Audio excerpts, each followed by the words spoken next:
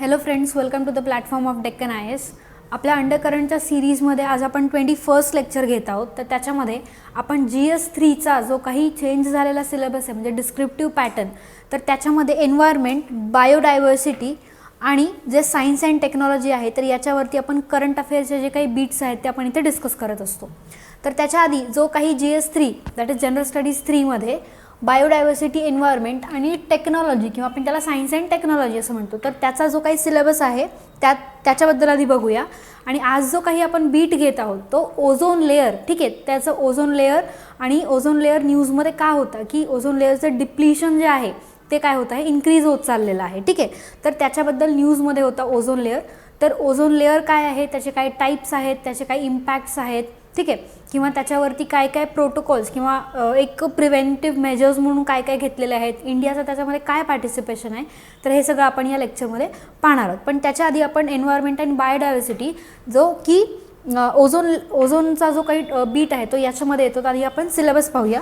तर त्याच्यामध्ये बघा, कन्झर्वेशन, एन्व्हायरमेंटल पोल्युशन आणि डिग्रेडेशन. तर कन्झर्वेशन म्हणजे जो काही बायोटिक फ्लोरा फोना आहे, ठीक आहे, म्हणजे प्लांट्स, ॲनिमल्स, तर यांचं जे काही कन्झर्वेशन आहे याच्यासाठी काय प्रयत्न केले जातात किंवा काय इतर गोष्टी केल्या जात आहेत, तर कन्झर्वेशनमध्ये येतं. त्यानंतर एन्व्हायरमेंटल पोल्युशन आणि डिग्रेडेशन. तर पोल्युशन, तर आत्ता जे काही आपण ओझोनबद्दल डिस्कस करणार आहोत तर त्याच्यामध्ये काय आहे की ओझोन जे काही आपण पोल्युशन क्रिएट करत आहोत किंवा अँथ्रोपोजेनिक ॲक्टिव्हिटीजमुळे जे काही पोल्युशन आपण एन्व्हायरमेंटमध्ये करत आहोत तर त्याच्यामुळे ओझोन लेअरवरती काय परिणाम होत आहेत हे त्याच्यामध्ये एन्व्हायरमेंटल पोल्युशन आणि डिग्रेडेशन.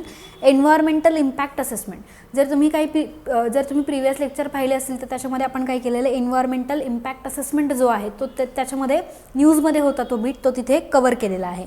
त्यानंतर पहा की डिझास्टर अँड डिझास्टर मॅनेजमेंट, जे काही नॅचरल आणि मॅनमेड डिझास्टर्स आहेत तर त्याचं management plus disaster risk resilience, म्हणजे डिझास्टर्स जर आले आहेत तर त्याचा रेझिलियन्स आणि रेझिलियंट सोसायटी क्रिएट करायची आहे तर त्याच्याबद्दल. तर हे जे काही बीट्स आहेत ते या एन्व्हायरमेंट बायोडायव्हर्सिटीच्या टॉपिक अंडर येतात.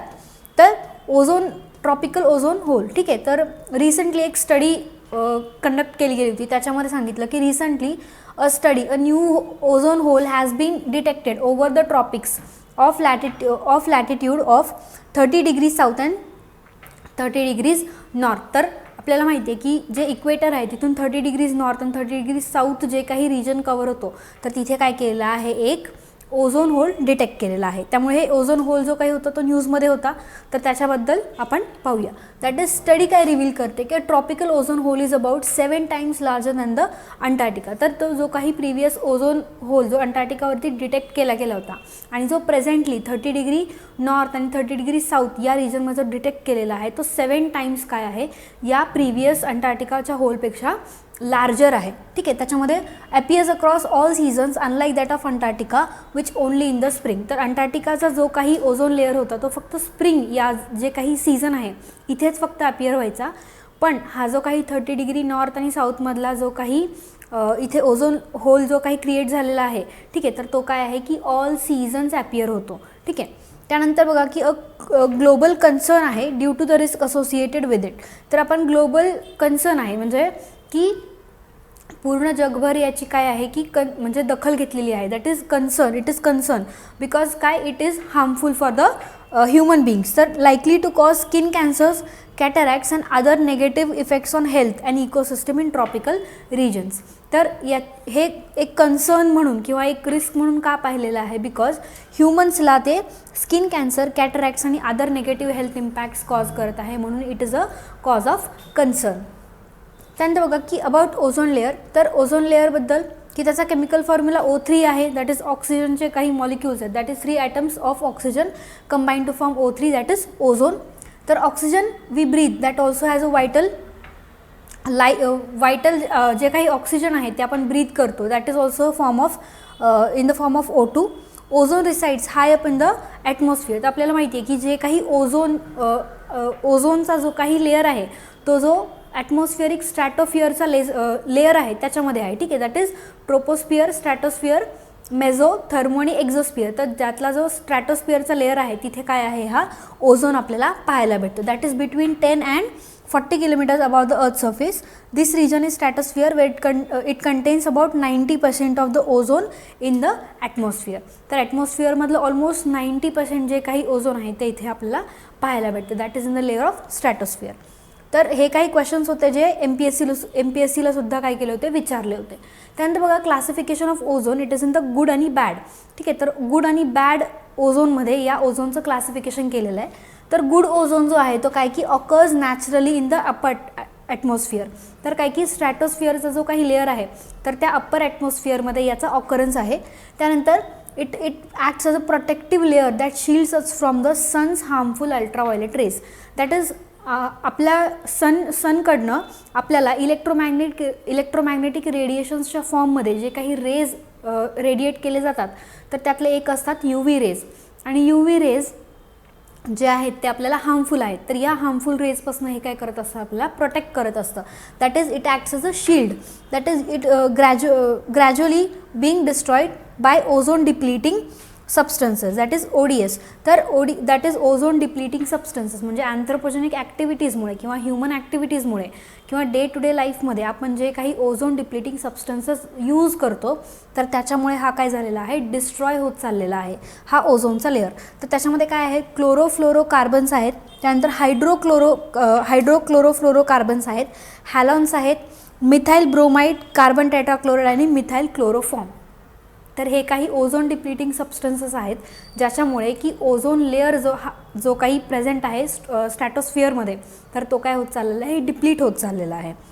त्यानंतर बघा बॅड ओझोन किंवा आपण त्याला ग्राउंड ओझोनसुद्धा म्हणतो, तो अर्थच्या लोअर ॲटमॉस्फिअरमध्ये प्रेझेंट आहे near the ground level. That is troposphere जो काही आहे तर या ट्रोपोस्फिअरमध्ये काय आहे, हा प्रेझेंट आहे. तर हा नॅचरली ऑकरिंग नाही आहे. तर हा कसा ऑकर होतो, that is it form when pollutants emitted by the cars, power plants, industrial boilers, refineries, chemical plants and other resources act chemically in presence of sunlight. तर जे काही पोल्युशन म्हणजे आपण बघतो की फॉसल फ्युल्सवरती चालणाऱ्या ज्या काही कार्स आहेत, त्यानंतर केमिकल इंडस्ट्रीज आहेत, त्यानंतर बॉयलर्स आहेत, केमिकल प्लांट्स आहेत, पॉवर प्लांट्स आहेत. तर या सगळ्या गोष्टींमधनं जे काही एअर पोल्युशन होत आहे किंवा इमिशन्स होत आहेत तर या इमिशन्स जेव्हा सनलाईटमध्ये ॲक्ट होतात आणि त्यांच्यापासून जो काही ओझोन तयार होतो तो ग्राउंड ओझोन आहे किंवा त्याला आपण बॅड ओझोन म्हणतो. अँड दॅट इज रिस्पॉन्सिबल किंवा that becomes harmful in the form of bad ozone for humans. That is surface level ozone is harmful air pollutant. तर हा एक एअर पोल्युटंट आहे जो की आपल्यासाठी हार्मफुल आहे. दॅट इज गुड आणि बॅड ओझोन. तर जे काही ओझोनचं लेअर आहे तर ते डिप्लीट होत चाललेलं आहे. तर त्याच्याबद्दल थोडं पाहूया. That is ozone layer depletion refers to chemical destruction of stratospheric ozone layer beyond natural reactions. म्हणजे जे काही नेचरमध्ये रिॲक्शन्स घडतात तर त्याच्याही पलीकडे जाऊन काय होतात आहे, त्या ज्या काही रिॲक्शन्स आहेत त्या खूप फास्ट स्पीडवरती होतात आहे आणि जो काही नॅचरली ऑकरिंग स्ट्रॅटोस्फिअरिक ओझोनचा लेअर आहे तो काय होत चाललेला आहे, डिस्ट्रॉय होत चाललेला आहे. तर तो काय stratospheric ozone is constantly being created and destroyed through natural cycles. तर नेचरमध्ये इतकी कॅपॅसिटी असते की आपण जे काही डिस्ट्रॉय करतो तर ते वेळोवेळी काय करत असतं, ते भरून काढतं. पण इथे काय चाललेलं आहे की जो काही ओझोन लेअर आहे स्ट्रॅटोस्फिअरमधला तर तो आपण काय करतो आहे की CFCs किंवा आपण ओझोन डिप्लिटिंग सबस्टन्सेसमुळे खूप फास्ट रेटवरती काय करतो, इथे डिप्लिशन करत चाललेलं आहोत त्याचं. त्यानंतर various ozone depleting substances accelerate the destruction process resulting in lower than normal ozone layer. तर नॉर्मल ओझोन लेअर ज्या पद्धतीने डिस्ट्रॉय होतो किंवा नॅचरली तर त्याच्या कितीतरी पट जास्त आपण काय करतो आहे, आपण ओझोन डिप्लिटिंग सबस्टन्सेस यूज करून त्याला खूप जास्त ॲक्सिलरेट केलेली आहे ती प्रोसेस. त्यानंतर substances were formerly used and sometimes still are used as coolants. तर जे काही ओझोन डिप्लिटिंग सबस्टन्स आहेत ते पहिलेही यूज व्हायचे, त्याच्यामध्ये काही रिप्लेसमेंट्स आले, ठीक आहे, आणि त्यातले काही आजही यूज होतात आहे. तर ते कुठल्या पद्धतीसाठी की कूलंट म्हणून. म्हणजे आपण रेफ्रिजरेटर्समध्ये ACsमध्ये बघतो की थंड वातावरण ठेवण्यासाठी किंवा थंड वातावरण निर्माण करण्यासाठी जे काही कूलंट्स वापरले जातात ते. त्यानंतर फोमिंग एजंट्स, ठीक आहे, म्हणजे आपले जे काही बॉडी मिस्ट किंवा बॉडी स्प्रे आपण वापरतो, ठीक आहे, तर त्याच्यामध्ये जे असतात ते हे इथे हे सबस्टन्सेस असतात. त्यानंतर फायर एक्सटिंग्विशन, सॉल्व्हेंट्स, पेस्टिसाइड्स आणि ॲरोसोल प्रोपेलंट्स. तर पेस्टिसाइड्स आहेत, ॲरोसोल प्रोपेलंट्स आहेत किंवा जे काही आपले स्प्रेज आहेत तर त्याच्यामध्ये मोस्टली काय आहेत, हे ओझोन डिप्लिटिंग सबस्टन्सेस आहेत. ठीक आहे. त्यानंतर once release into the air these ozone depleting substances degrade very slowly. तर जेव्हा आपण एकदा ते एअरमध्ये रिलीज करतो तर ते काय करतात, खूप वेळ काय होतात की एअरमध्ये राहतात आणि यांचं जे काही डिग्रेडेशन आहे ते खूप स्लोली होतं. ठीक आहे. त्यामुळे यांची जी लाईफ सायकल आहे ती कशी आहे, खूप लेंदी लाईफ सायकल आहे. नेचरमध्ये किंवा ॲटमॉस्फिअरमध्ये हे खूप जास्त वेळ राहतात. त्यामुळे याचा जो काही डॅमेज करण्याची जी काही प्रॉपर्टी आहे ती पण कशी आहे, जास्त स्ट्रॉंग आहे. त्यानंतर remain intact for years and they move through the troposphere until they reach the stratosphere. तर ट्रोपोस्फिअरपासून ते लाईटर होत होत काय करतात की वरती राईज होतात आणि ते स्ट्रॅटोस्फिअरपर्यंत जातात आणि तिथे जो काही ओझोन लेअर आहे तर त्याला ते काय करतात, डिप्लीट करतात. कारण ते खूप दीर्घ काळासाठी काय होतात, ॲटमॉस्फिअरमध्ये तिथे राहत असतात. त्यानंतर they are broken down by the intensity of sun rays and UV rays, release chlorine and bromine molecules which destroy the tropospheric ozone. तर वरती जाऊन त्याचं लायसिस होतं. लायसिस म्हणजे की ब्रेकडाऊन होतं त्या मॉलिक्युल्सचं.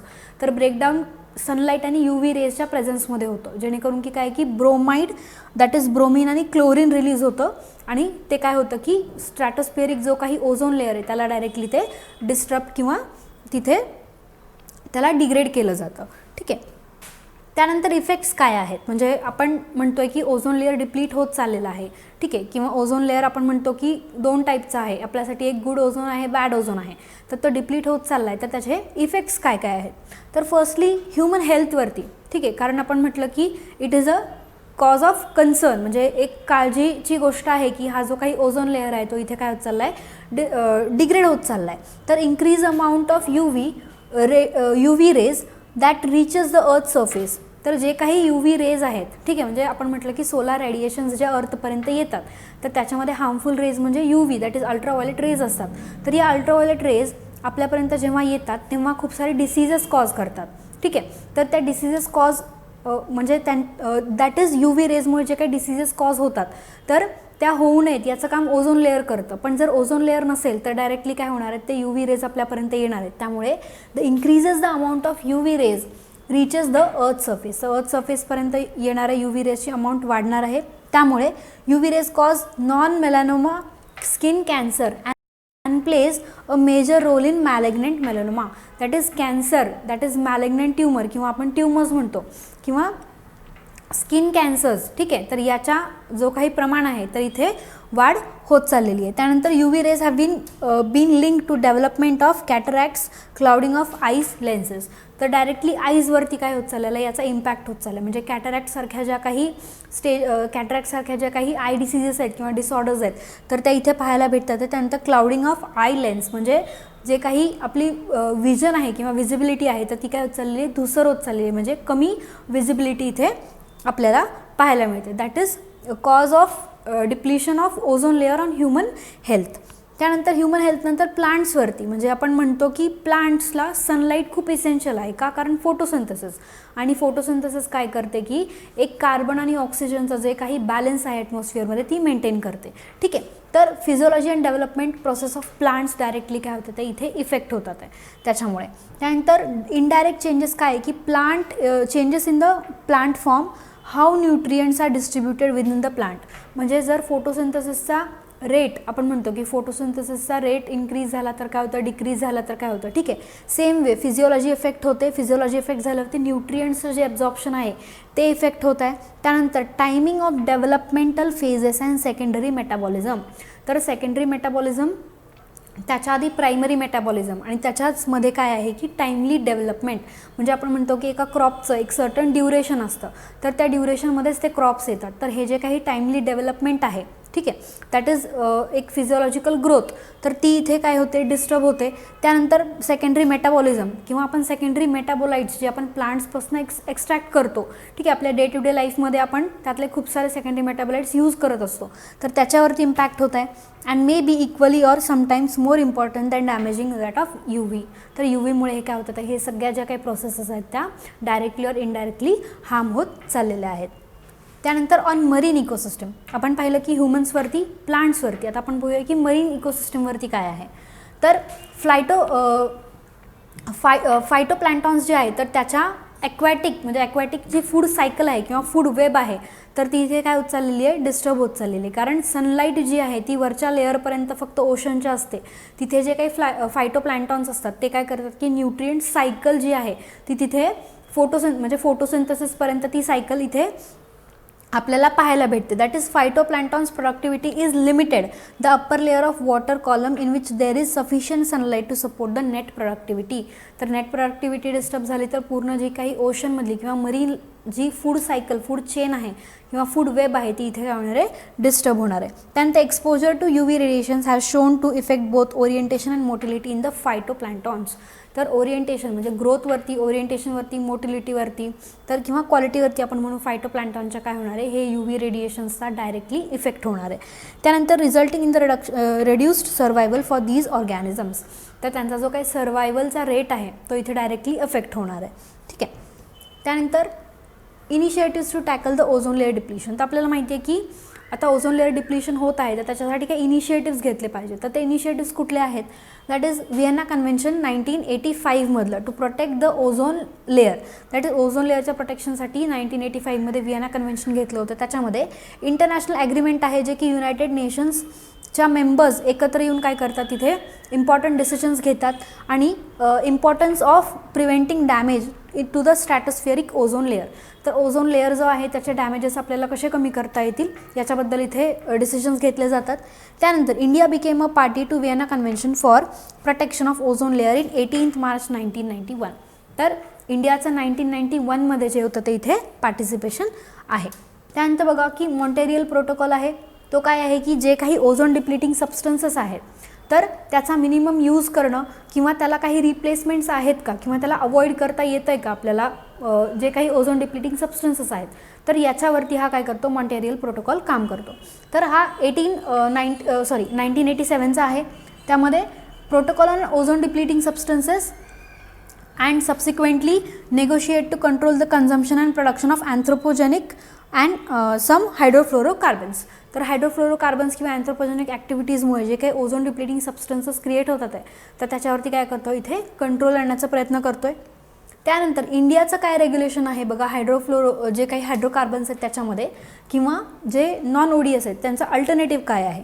That is hydrocarbons including isobutane and cyclopentane are available as non ODS alternatives. आपण आत्ता म्हटलं की मॉन्टेरियलमध्ये आपण काय करतो की कन्झम्पशन त्याचं कमी करतोय आणि त्याला काही अल्टरनेटिव्ह आहे का हे पाहण्याचा प्रयत्न करतोय. तर इथेच काय आहे की नॉन ODS अल्टरनेटिव्स आहेत आपल्याकडे दोन, दॅट इज आयसोब्युटेन आणि सायक्लोपेंटेन in the form of aerosols, foam blowing आणि refrigerator sectors. Safe use of hydrocarbons is regulated by petroleum laws in India. तर पेट्रोलियम लॉज जे काही आहेत ते इथे या सेक्टला रेग्युलेट करतात.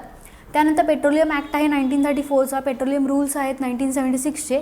ते काय करतात की व्हरायटी ऑफ जे काही पेट्रोलियम प्रॉडक्ट्स आपण यूज करतो किंवा फॉसल फ्यूलचे जे काही प्रॉडक्ट्स आहेत त्यांना आपण इथे जे यूज करतो तर त्यांना आणि त्यांचं जे काही रेग्युलेशन आहे ते इथं केलं जातं. आणि the gas cylinder rules 1987 addressing the filling and possession of import आणि ट्रान्सपोर्ट ऑफ सिलेंडर्स. तर जे काही ODF that is ozone depleting substances ODS आहेत तर त्यांचं रेग्युलेशन इथे इंडियामध्ये सुद्धा केलं जातं. तर Vienna convention, Montreal convention, good ozone, bad ozone, त्याचे इफेक्ट्स ह्युमन्सवरती, प्लांट्सवरती, मरीन लाईफवरती. ठीक आहे. तर हे सगळं जे काही होतं ते आपण या लेक्चरमध्ये पाहिलं. तर दिस वॉज द 21st लेक्चर. तर असंच एक नवीन लेक्चर घेऊन पुन्हा भेटू. Till then thank you.